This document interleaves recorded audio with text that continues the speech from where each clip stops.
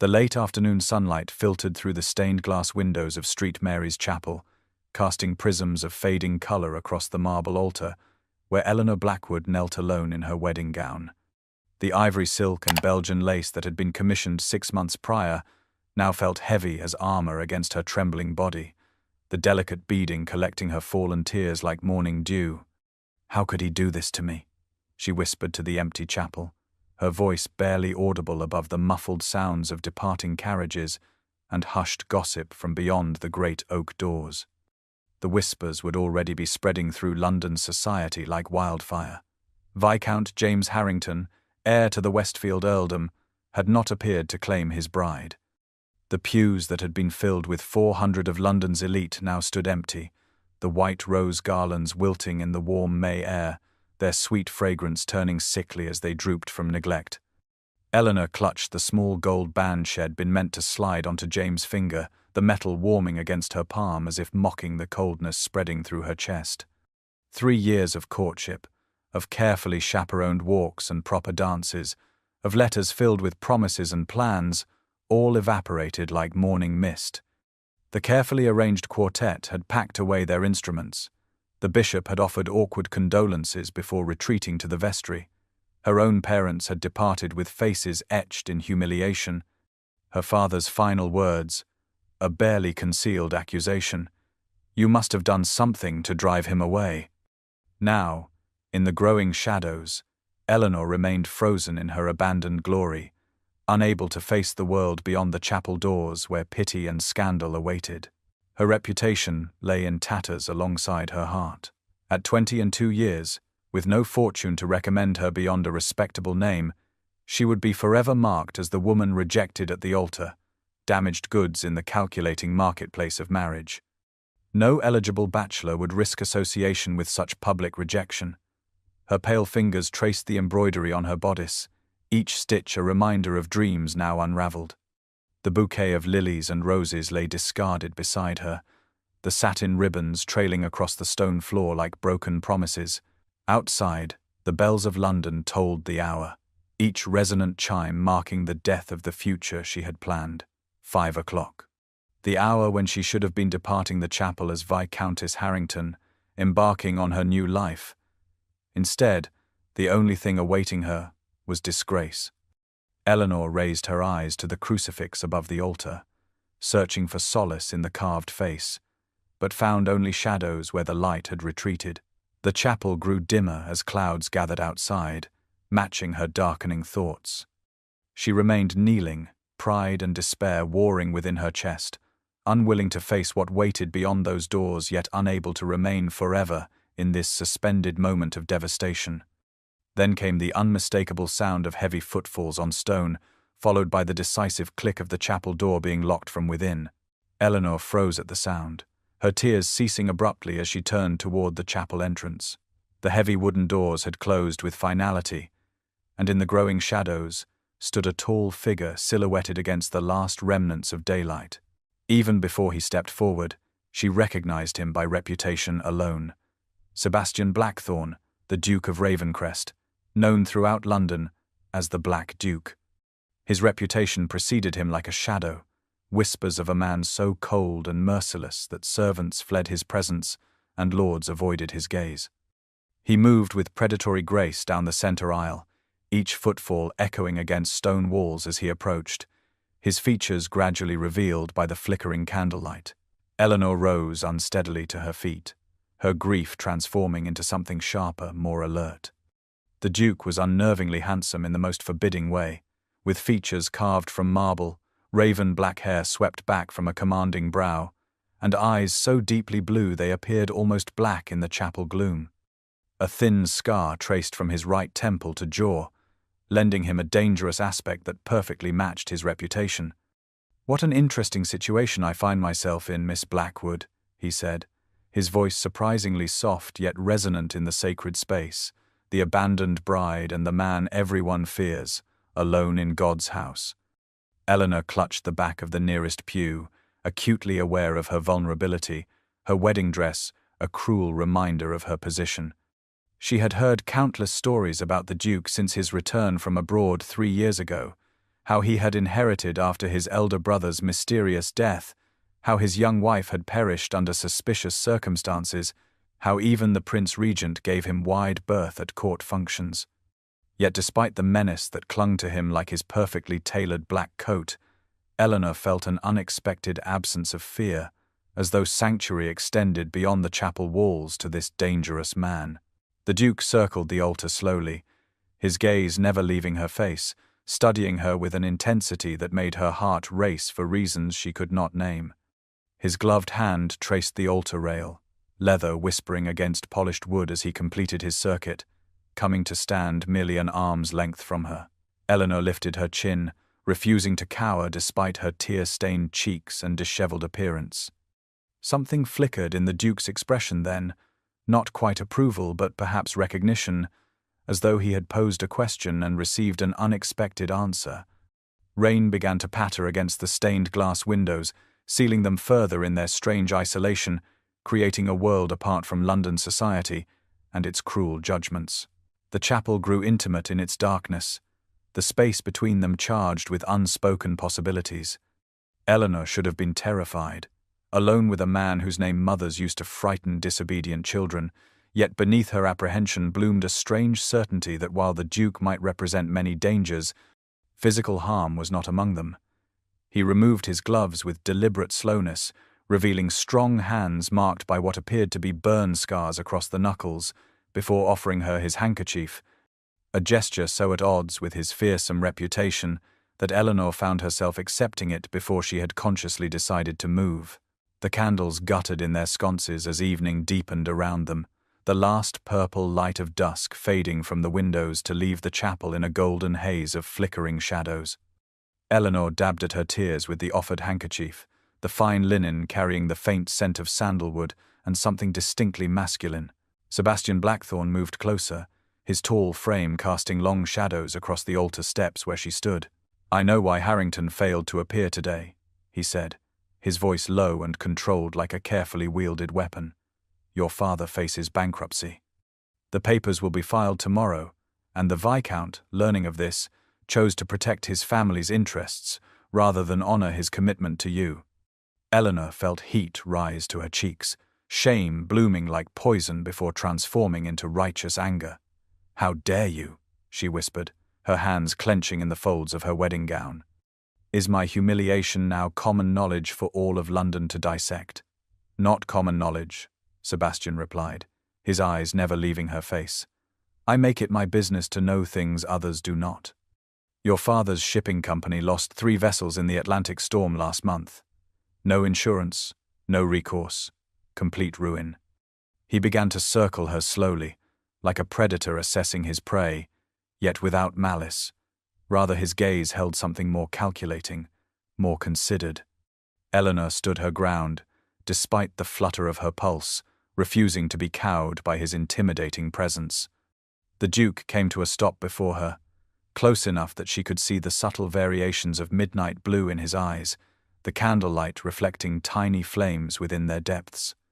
"I have a proposition, Miss Blackwood," he said, each word precisely chosen and delivered. "Marry me instead, today, and your family's debts will be paid by nightfall." Eleanor felt as though the floor had tilted beneath her feet, his words so unexpected that for a moment she wondered if grief had unhinged her mind. She searched his face for signs of mockery or cruelty, but found only intense seriousness. "Why would the Duke of Ravencrest want to marry me?" she asked, her voice stronger than she felt. "What possible advantage could such a union bring you?" Sebastian reached out, not touching her but bringing his hand close enough to her face that she could feel its warmth. "Reasons that are mine alone, Miss Blackwood, but I assure you they are sufficient. The offer stands, but only in this moment, in this place. By dawn, your family will face social extinction. By next week, debtor's prison for your father." His voice softened a fraction, revealing something almost human beneath the ducal facade. "I offer sanctuary, Miss Blackwood, respectability, protection." The shadows lengthened between them, the space charged with implications both terrifying and oddly compelling. Eleanor realized with sudden clarity that she stood at a crossroads between complete ruin and an arrangement with the most feared man in England. The irony was not lost on her that the very chapel that had witnessed her abandonment might now witness her salvation, albeit in the most unexpected form imaginable. Eleanor retreated to a small side chapel, a sanctuary within a sanctuary, where flickering votive candles cast trembling light upon ancient stone. Here, beneath the watchful gaze of a marble Madonna, she paced the confined space, her wedding gown whispering accusations with every step. The Duke waited in the main chapel, his patience somehow more unnerving than any pressure might have been. Ruin, or salvation, Eleanor thought bitterly. What choice was this? To save her family from destitution and her father from prison, she would bind herself to Sebastian Blackthorne, the Black Duke, a man whose very name caused ladies to fall silent at social gatherings. The rumors swirled in her mind like autumn leaves caught in a tempest. His first wife, a gentle country beauty, dead within a year of their marriage. Some whispered of a fall from the parapets of his ancestral home, others of a wasting illness too convenient in its timing. None spoke of foul play directly, yet the implication lingered in significant glances and conversations that ceased upon his approach. Yet something about him defied these simple rumors. The way he had offered his handkerchief, the surprising gentleness in his voice when he spoke of sanctuary, the intelligence in those midnight eyes that seemed to see beyond her tear-stained face to something deeper. Eleanor ran her fingers across the cool stone of the baptismal font, considering her future. As Viscountess Harrington, she would have enjoyed comfort, respectability, perhaps eventually affection. As Duchess of Ravencrest, she would command unimaginable wealth and status, yet live alongside a man who carried darkness like a cloak. A strange certainty settled over her as she made her decision. Whatever fate awaited her as Sebastian Blackthorne's wife, it would not be dull, nor would it be what society expected. She returned to the main chapel, her head high despite the wreckage of her hopes. The Duke stood exactly where she had left him, a statue carved from shadow and candlelight. His eyes followed her approach, revealing nothing of his thoughts. "I accept your offer, Your Grace," she said, her voice steady despite the tumult within. "But understand, this is merely a transaction. I do not expect love, nor do I offer it." Sebastian nodded once, a barely perceptible movement. "Love is a luxury few in our position can afford, Miss Blackwood," he replied, his tone neither pleased nor disappointed, merely accepting. "We each gain what we require. That is the foundation of any sensible arrangement." Eleanor felt a peculiar relief at his pragmatism, at the absence of pretense between them.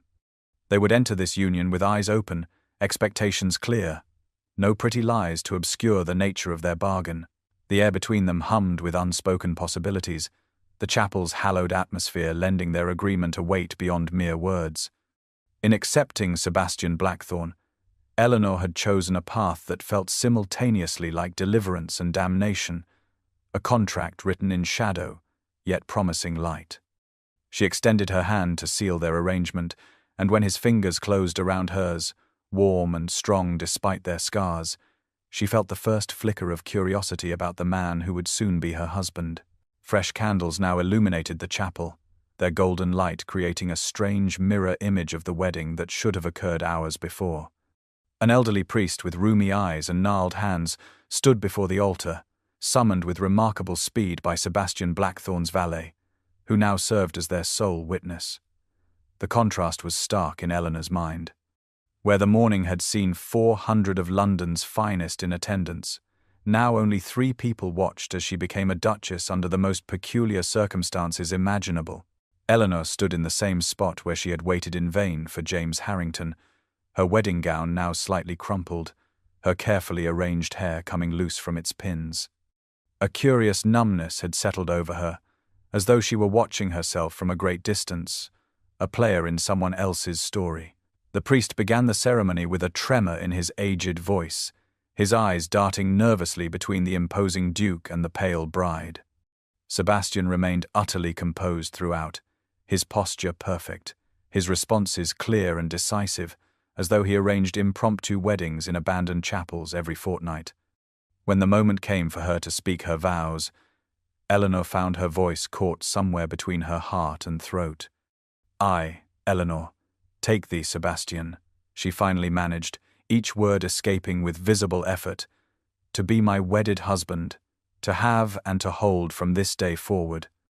Her voice trembled as she continued the sacred promises, spoken now to a virtual stranger whose reputation chilled even the bravest hearts in London. His hands felt unexpectedly warm as they held hers, strong and steady, the scarred knuckles a reminder of mysteries she had yet to unravel. In return, Sebastian spoke his vows with perfect control, his deep voice filling the chapel with solemn promises that seemed incongruous with their hasty arrangement. The gold ring he placed on her finger was not the one intended for her by Viscount Harrington.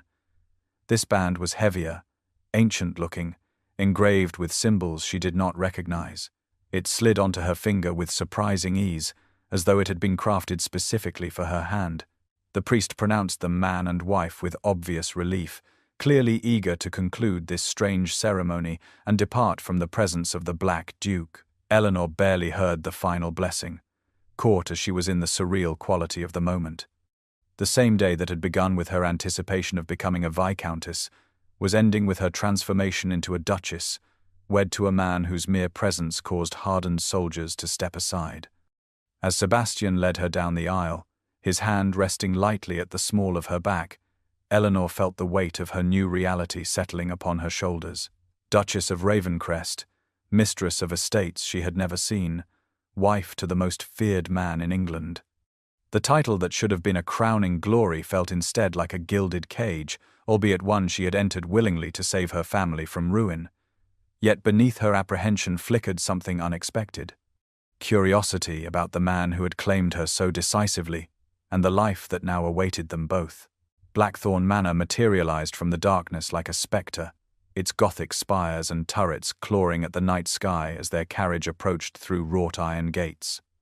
Moonlight bathed the ancient stone in silver, highlighting gargoyles that peered down from rainspouts and balustrades, their grotesque faces frozen in eternal vigilance.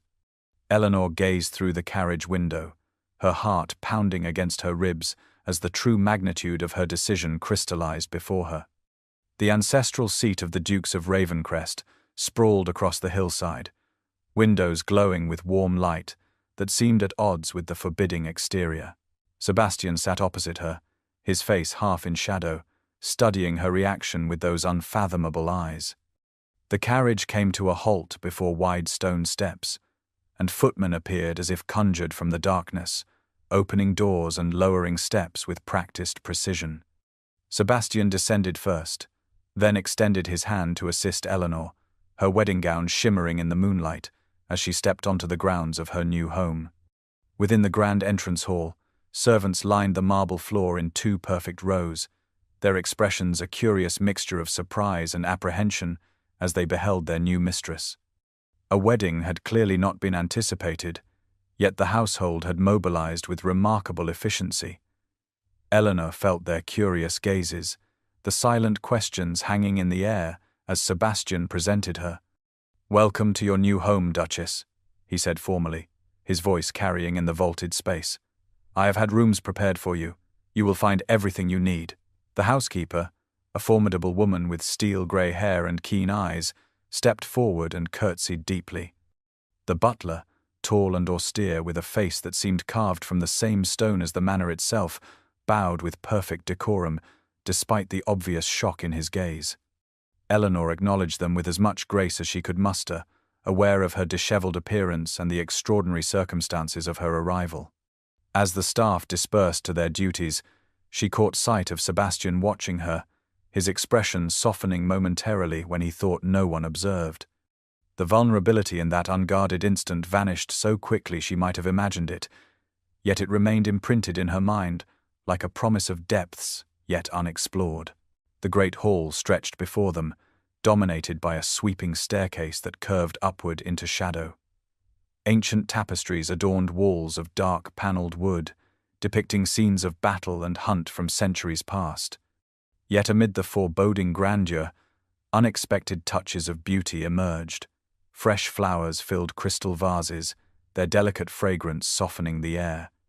A fire blazed in the massive hearth, casting dancing light across marble floors.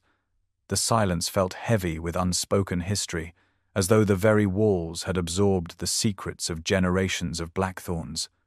Eleanor followed Sebastian up the staircase, her wedding gown rustling against ancient stone, each step carrying her further from the life she had planned into an uncertain future with the man London feared above all others.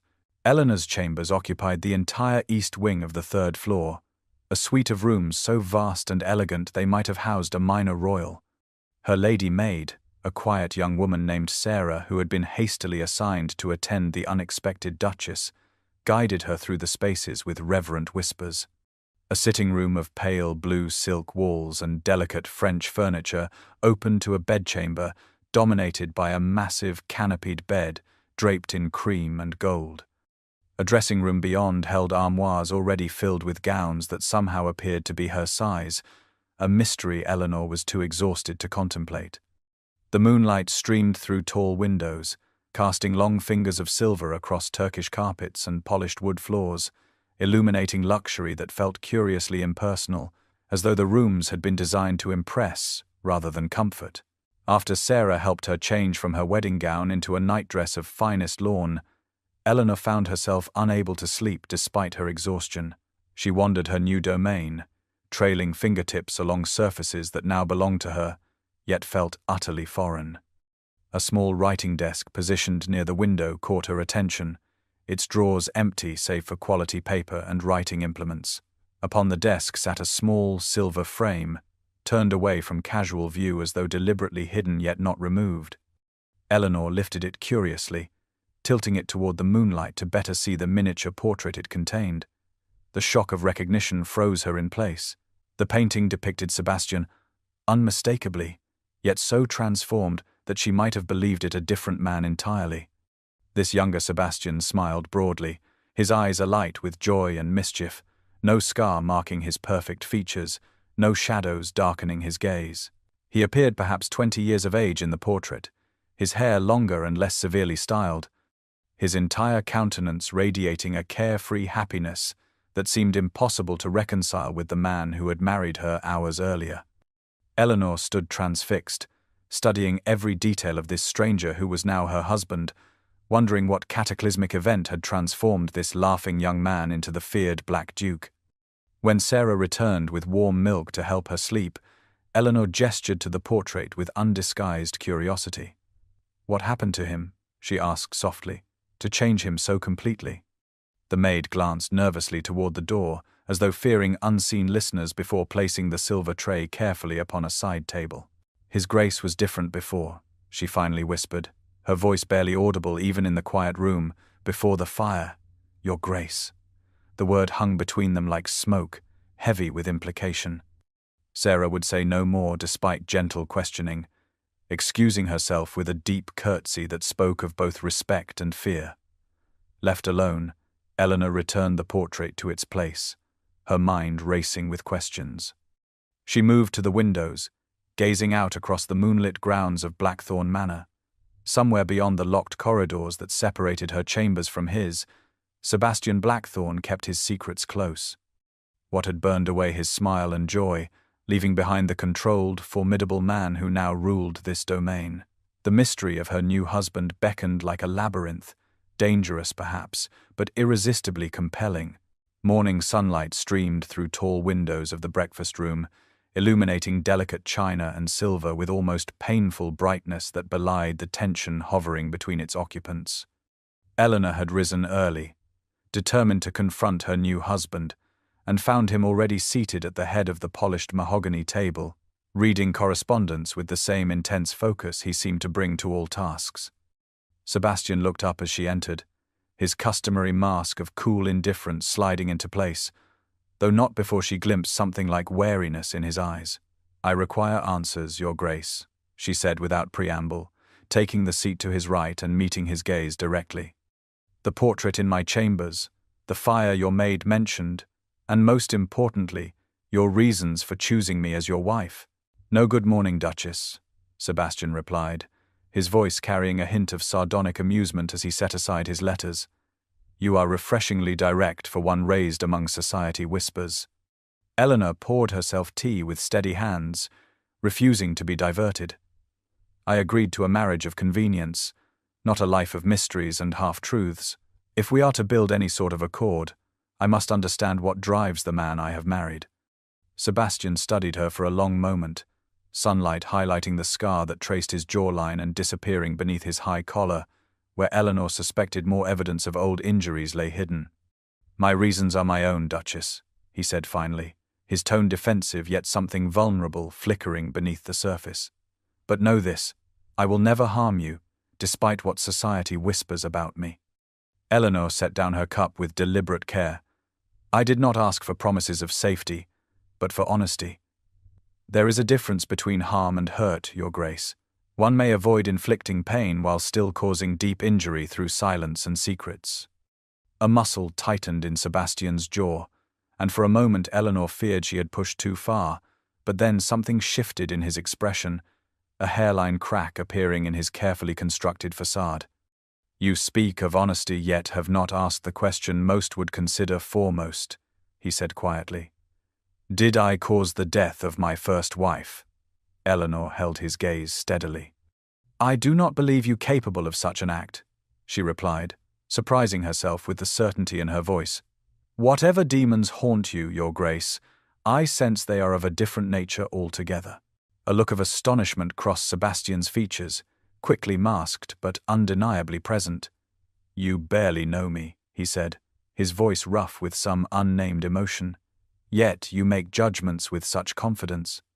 "I trust what I observe, not what I hear whispered behind fans," Eleanor responded. "You may keep your secrets for now, Sebastian, but know that I will discover them eventually." One corner of his mouth lifted in what might almost have been a smile. "I begin to think I have underestimated you, Duchess," he said softly, and for the first time since their hasty wedding, Eleanor felt a spark of genuine connection flicker between them, tenuous yet undeniably real. Lady Winchester's ballroom glittered with 1,000 candles reflected in gilded mirrors, the cream of London society assembled in their finest regalia for the first major event of the season. Eleanor felt Sebastian's hand tense slightly against her back as they paused at the entrance, the herald drawing breath to announce them. The Duchess of Ravencrest. She had practiced this new identity before her mirror that afternoon, yet hearing it proclaimed in that resonant voice sent a shiver along her spine. "The Duke and Duchess of Ravencrest," the herald called, and the buzzing conversation faltered as hundreds of eyes turned toward them. Eleanor lifted her chin, suddenly conscious of the blackthorn diamonds adorning her throat and the midnight blue gown Sebastian had somehow arranged for her in less than a day. The crowd parted before them like water around stone, creating a path through which they processed with deliberate grace. The whispers followed in their wake, speculation both cruel and curious. "Did you hear she was abandoned at the altar by Viscount Harrington only yesterday? He must have married her out of pity. Perhaps she enchanted him somehow. The Black Duke, taking a bride so suddenly." Across the ballroom, Eleanor spotted a familiar figure gone rigid with shock. James Harrington, her former fiancé, stood frozen with a champagne glass halfway to his lips, his face draining of color, as he beheld the woman he had abandoned now, on the arm of one of the most powerful men in England. Sebastian guided her through the crowd with perfect courtesy, his expression betraying nothing of his thoughts, yet his body positioned subtly between her and any who might approach too boldly. "They fear you," Eleanor whispered as they completed a circuit of the room, noting how conversations stilled in their wake and mothers drew their daughters closer. "No," Sebastian corrected quietly, "they fear what they do not understand," a distinction both significant and revealing. Lady Winchester approached with determined cheer, the first brave soul to acknowledge them directly. "Your Grace, how delightful that you have joined us this evening, and with your new Duchess. My felicitations on your marriage." Eleanor watched in fascination as Sebastian transformed, his forbidding demeanor softening into perfect aristocratic charm. He responded to their hostess with precisely the right blend of gratitude and noblesse oblige, his hand never leaving Eleanor's back, a constant presence both possessive and reassuring. As the evening progressed, other brave souls ventured conversation, curiosity eventually overcoming caution. Eleanor found herself observing her husband with new eyes, as he navigated the social waters with unexpected skill. This was not a man who feared society, but one who understood its machinations intimately yet chose to stand apart. His reputation for coldness seemed increasingly at odds with the subtle ways he shielded her from uncomfortable questions and steered conversations toward topics where she might shine. When the orchestra began a waltz and Sebastian led her onto the floor, Eleanor realized with surprise that she felt not shame or resignation, but a curious pride in walking beside this enigmatic man. Whatever secrets lay in his past, whatever whispers followed in their wake, she found herself increasingly skeptical of society's judgment and curiously eager to discover the truth beneath the legend of the Black Duke.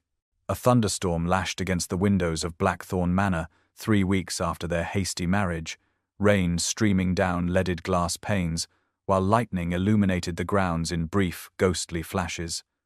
Unable to sleep amid the tempest, Eleanor had wandered the darkened corridors until warm light spilling from beneath the library door drew her like a moth to flame. She hesitated before entering, her hand hovering above the brass handle, aware that she risked intruding upon her husband's solitude. Since their confrontation at breakfast and subsequent appearance at Lady Winchester's ball, Sebastian had maintained a careful distance, unfailingly polite yet remote, as though uncertain how to proceed with their unusual arrangement. The thunder crashed overhead, her resolve solidified, and Eleanor pushed open the heavy door. The vast library stretched before her, walls of ancient leather-bound volumes rising 2 stories to a painted ceiling, a fire roaring in the massive stone hearth casting dancing shadows across the room. Sebastian sat at a desk near the fire, his back to the door, so absorbed in his work that he remained unaware of her presence. Ledgers and documents lay spread before him, his elegant hand moving steadily across the pages. Eleanor approached quietly, curiosity overcoming propriety, and caught sight of columns of figures, substantial sums beside names of hospitals, orphanages, and charitable foundations throughout London. Sebastian sensed her presence too late, turning sharply as she reached the desk, his hand moving instinctively to cover the ledgers before resignation crossed his features. "I did not hear you enter, Duchess," he said, making no further attempt to hide the evidence of his charitable works. Eleanor studied him in the firelight, noting how the flames caught the edges of his scar, how his eyes reflected both wariness and something almost like shame at being discovered in this act of kindness, so at odds with his fearsome reputation. "You support these institutions," she said softly, her finger tracing a column showing thousands of pounds distributed to a foundling hospital in the poorest district of London. Sebastian remained silent for a long moment, thunder rumbling overhead like distant artillery. "My scars taught me that appearance and reality seldom align, Duchess," he finally replied, his voice low and rough with emotion. "Those children bear scars no one can see." The simple statement resonated through Eleanor with unexpected force, a window suddenly thrown open onto the soul of the man she'd married. She sank into the chair opposite him, keenly aware that they stood at a threshold neither had anticipated crossing so soon. "Tell me," she whispered, her eyes never leaving his face. "Tell me about the fire." Lightning flashed, illuminating his expression, no longer guarded, but raw with memories that clearly haunted him still. Sebastian closed the ledger with deliberate care, as though gathering courage, then raised his eyes to meet hers fully for perhaps the first time since their wedding day. The story began to unspool between them, punctuated by thunder that seemed to emphasize each painful revelation, the warm sanctuary of the library, creating an intimate space where truth finally emerged from shadow. The Hathaway garden party glowed with the golden light of late afternoon, roses in full bloom perfuming the air, as ladies in summer finery strolled manicured paths beneath parasols, while gentlemen engaged in polite discourse over chilled champagne. Eleanor moved among the guests with growing confidence in her role as Duchess of Ravencrest, her pale green gown drawing admiring glances despite the whispers that still followed in her wake. Sebastian had been drawn into conversation with their host, leaving Eleanor momentarily alone when James Harrington approached, his handsome face flushed with either champagne or anger, perhaps both.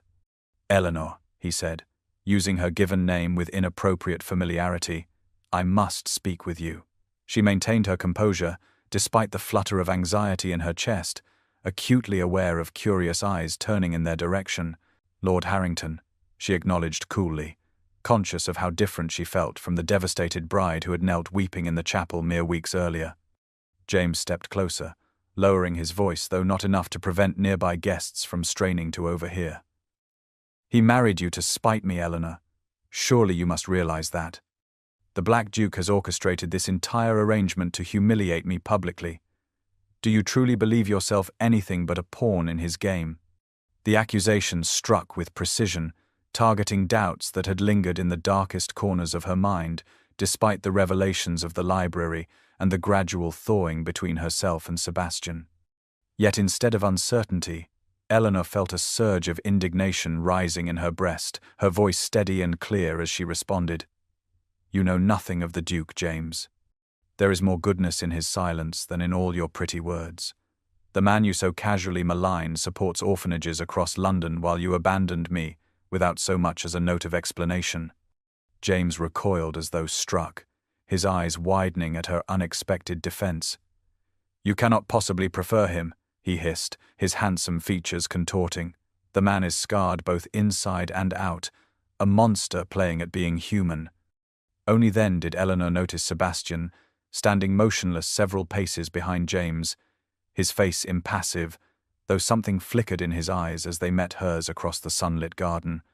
How many seconds he had been there, how much he had heard, she could not know, but the intensity of his gaze suggested he had witnessed enough. "What I prefer, James, is honesty," Eleanor replied, stepping around her former fiancé with newfound dignity. "Sebastian has never pretended to be what he is not, while you, I fear, have never been honest even with yourself." She moved toward Sebastian, aware of the tableau they created against the backdrop of roses and manicured hedges, the beautiful setting contrasting sharply with the ugly scene unfolding within it. Without hesitation, Eleanor took her husband's arm, feeling the tension in his muscles beneath the impeccable tailoring of his coat, sensing rather than seeing the subtle shift in his expression that only she had learned to recognize. "Shall we walk by the lake, Your Grace?" she suggested, guiding them away from James and the avid listeners surrounding them. Sebastian covered her hand with his own as they strolled away, and though he spoke not a word, the gentle pressure of his fingers conveyed volumes about the impact of what had just transpired between them. Summer lightning split the midnight sky above Blackthorn Manor, illuminating the grounds in harsh white flashes as rain lashed against stone walls and leaded windows. Eleanor had retired early, exhausted from the confrontation at the garden party, when frantic pounding at her chamber door jolted her from half-slumber. "Fire in the west wing," her maid gasped, face pale with terror. The old tapestries caught when lightning struck the roof. Eleanor hurried through smoke-filled corridors, the acrid scent burning her lungs as she joined the chaotic scene of servants forming water brigades from the nearby well. Through the billowing smoke, she glimpsed Sebastian directing efforts with calm authority, his voice cutting through panic as he organized the household. Then came the cry that froze blood in veins. Young Thomas, a footman barely 16 years of age, remained trapped in the servants' quarters above. Before anyone could intervene, Sebastian shed his coat and plunged into the blazing wing, disappearing into rolling clouds of black smoke and hungry orange flames. Minutes stretched like hours as Eleanor stood transfixed, heart thundering against her ribs, a silent prayer forming on her lips for both the boy and the husband she realized with sudden clarity she could not bear to lose.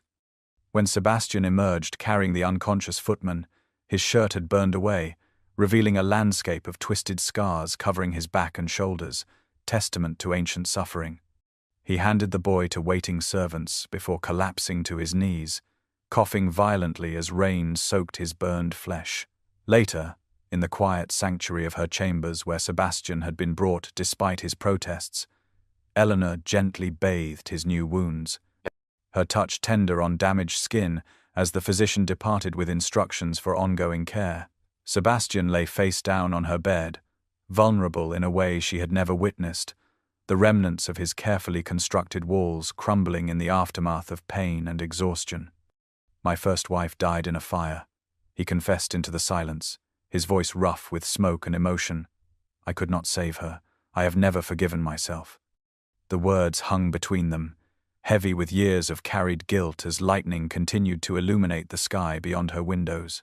Eleanor completed her ministrations with gentle hands, understanding blooming within her heart as pieces of his mystery finally aligned into coherent form. Not the monster of rumor who had caused his wife's death, but a man haunted by his inability to prevent it, carrying scars both visible and hidden as penance for perceived failure. Her fingers traced the edge of an old burn with infinite tenderness, her touch conveying acceptance where words would have been insufficient. Sebastian turned his head slightly to meet her gaze, his eyes revealing a soul laid bare at last. No longer the feared Black Duke, but simply a man who had suffered unimaginable loss and blamed himself for a tragedy beyond his control. Midnight deepened over Blackthorn Manor, the storm finally retreating to leave behind an expectant stillness, broken only by occasional drips from rain-soaked eaves.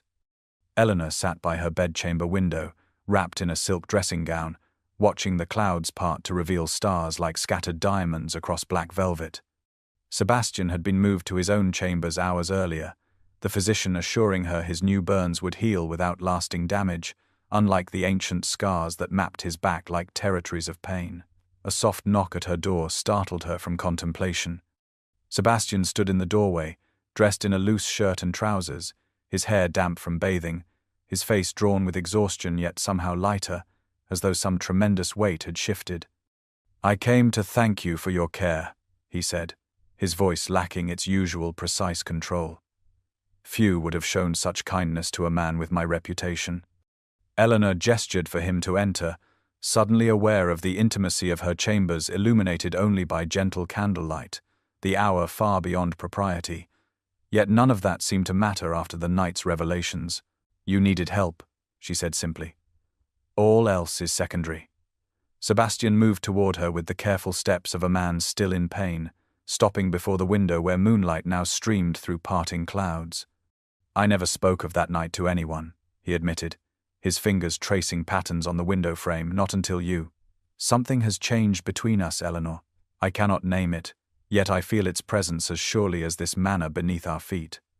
Eleanor rose to stand beside him, close enough to feel the warmth radiating from his body, to see the play of candlelight across the features that no longer seemed forbidding, but merely guarded by old sorrows. "I feel it too," she whispered, the truth of her words surprising her with their intensity. Neither could later say who moved first, only that the distance between them vanished as naturally as mist before morning Sunday. Sebastian's lips found hers with gentle hesitation that bloomed into certainty, his hands cradling her face as though she were something precious beyond measure. The kiss deepened, walls crumbling between them like ancient fortifications no longer needed, no longer wanted. "I never expected to feel anything again," he confessed when they finally drew apart, his forehead resting against hers, breath mingling in the quiet space between them. "You have awakened something I thought died long ago." Eleanor traced the scar along his jaw with trembling fingers, seeing not the fearsome Black Duke but simply Sebastian, a man of deep feeling and profound honor beneath his carefully constructed armor. Their marriage of convenience, formed in haste and desperation, transformed in that moment to something neither had anticipated, a connection built not on necessity but on understanding, on seeing the truth of each other beyond society's expectations or judgments. As Sebastian drew her close again, his kiss deeper and more certain, Eleanor realized that sometimes the heart finds its true home in the most unexpected of places, even within the arms of the man all London feared. The morning light streamed through the stained glass of St. Mary's Chapel, casting rainbows across marble floors where once Eleanor had knelt in abandoned despair. 6 months had passed since that fateful day, transforming her from jilted bride to cherished wife, a journey neither she nor Sebastian could have foreseen. Now they returned as guests for the wedding of Viscount James Harrington to Miss Amelia Rothschild, an American heiress whose fortune had apparently succeeded where Eleanor's modest charms had failed. Sebastian squeezed her hand gently as they took their seats, his presence steady and reassuring beside her. The irony of their return was not lost on either of them, nor on the assembled guests who cast curious glances at the Duke and Duchess of Ravencrest. Their story now, the favourite tale of redemption among romantic souls in London society. The ceremony proceeded with appropriate solemnity until the bishop asked if any present knew just cause why the couple should not be Wednesday. James Harrington, it seems, was not destined to enjoy an uninterrupted wedding day. It was Lord Pemington who rose, a distant cousin to James and long-time enemy of Sebastian. "I know cause," he announced to the gasping congregation. "The Duke of Ravencrest should not be permitted in this holy place. I have proof that he deliberately set the fire that killed his first wife, and attempted the same with the west wing of his own home not 3 months past." Sebastian went rigid beside Eleanor, his face a mask of controlled fury as whispers erupted through the chapel. James turned from his bride, his expression a curious mixture of shock and vindication as Pemington produced papers he claimed were sworn statements from former servants. It was Eleanor who rose, her voice clear and unwavering in the suddenly hushed space. She withdrew from her reticule documents of her own, medical records and statements from the physician who had treated Sebastian after rescuing his first wife from their burning home, attestations to the terrible burns he had suffered in his failed attempt to save her. "I have here proof of his innocence," she declared. "Years of charitable giving to hospitals for burn victims, letters from the boy he saved from our own fire, testimonials from those who know the truth rather than vicious gossip. The man I feared in that chapel months ago is not the man I have come to love. You abandoned me, James, but in doing so you led me to my true happiness." Sebastian stood beside her, his expression transformed with wonder at her fierce defense, his hand finding hers as though anchoring himself against a tide of emotion previously unknown. Pemington's accusations dissolved beneath the weight of Eleanor's evidence and the undeniable devotion evident between the Duke and his Duchess. The congregation witnessed not the feared Black Duke of legend, but a man vindicated by love, his scars badges of heroism rather than marks of villainy. As they departed the chapel where their journey had begun, Eleanor felt the circle close around them, a chapter ending as another began. The light that now filled the sacred space seemed a reflection of the truth that had finally dispelled shadows of doubt and rumor, leaving only the certainty of their unexpected but profound connection. Spring sunlight poured through the stained glass windows of the small chapel nestled within the grounds of Blackthorn Manor, bathing the intimate space in kaleidoscope colors that danced across white roses and lilies adorning every surface. 1 year from the day Sebastian had found Eleanor weeping alone in St. Mary's, they stood together before the same elderly priest who had hastily married them, though this time no desperation or calculation guided their hearts. Eleanor wore not a borrowed wedding gown but a creation of pale gold silk that caught the light as Sebastian gazed down at her with undisguised adoration, the scar on his face now a badge of honor rather than shame. The staff of Blackthorn Manor filled the pews, no longer fearful of their master but protective and proud of the couple who had transformed not only each other but the very spirit of the ancient house. Where shadows and whispers had once ruled, laughter and light now prevailed, the West Wing rebuilt stronger than before, just as the bonds between them had been forged in fire rather than destroyed by it. Sebastian took Eleanor's hands in his own, his voice steady and clear as he spoke, vows no longer recited from duty but flowing from the deepest chambers of his heart. "When I locked those chapel doors, I sought only to offer you escape from scandal," he said softly, the words meant for her alone though they carried in the perfect acoustics of the sacred space. "I never imagined you would free me from a prison of my own making." Eleanor responded with her own promises, her amber eyes shining with tears of joy rather than the sorrow that had marked their first meeting. Where once she had pledged herself to a stranger out of necessity, now she bound herself to a man she knew in every meaningful way, whose strengths and vulnerabilities were as familiar to her as her own.